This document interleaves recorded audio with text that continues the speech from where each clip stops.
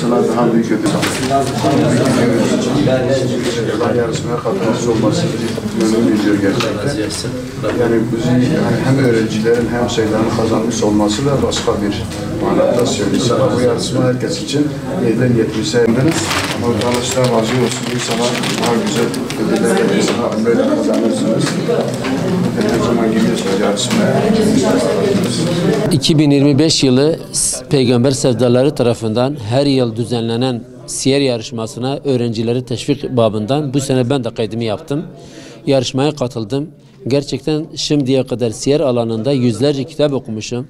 Ancak bu kalitede ve bu şekilde bu şekilde dolu yazılan bir kitap daha görmemişim.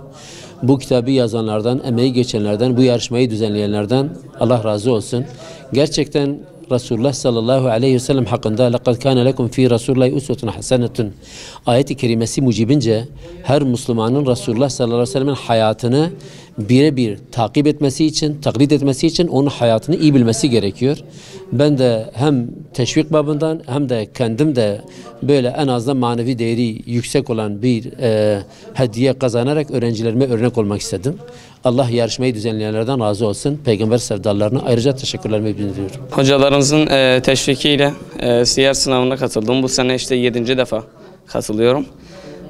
7. defa siyer sınavına katılıyorum ve 2. defa ödül kazandım. Her girdiğim siyer sınavında farklı kitaplar gördüm. Bu sene de bayağı birçok yazarın yazdığı kapsamlı bir kitap olmuştu. Allah razı olsun yazarlardan. Bu ikinci zaten ödül kazanmışımdır. Kitabı 2 defa okudum ve bilgilerine çalıştım. Bilgilerine çalışmam zaten hocaların girmesiyle de ayrı bir teşvik oldu. Her sene zaten diğer bir seneyi heyecanla bekleyerek, Allah'ın izniyle daha büyük ödüller bekleyerek girdim. Allah razı olsun yani Peygamber sevdalarına bu çalışmalar için teşekkür ediyorum. Evet, hediyemi aldım. Manevi değeri benim için yüksekti.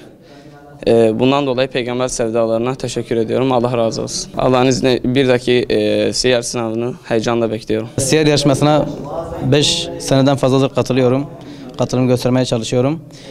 Geçen sene de hediye kazanmıştım. Bu sene de kitap seti kazandım. Çok faydalı kitaplardır, ben baktım. Bir de okumadığım kitaplardır. Kitabı bir defa okudum, bu siyer kitabını. Altını çizerek, çalışarak, tekrarlayarak kazandım. Kesinlikle 7 yazarın dilinden böyle farklı bakış açısıyla yazılmış çok güzel bir kitaptı. Yazanlardan Allah razı olsun, emeği geçenlerden Allah razı olsun.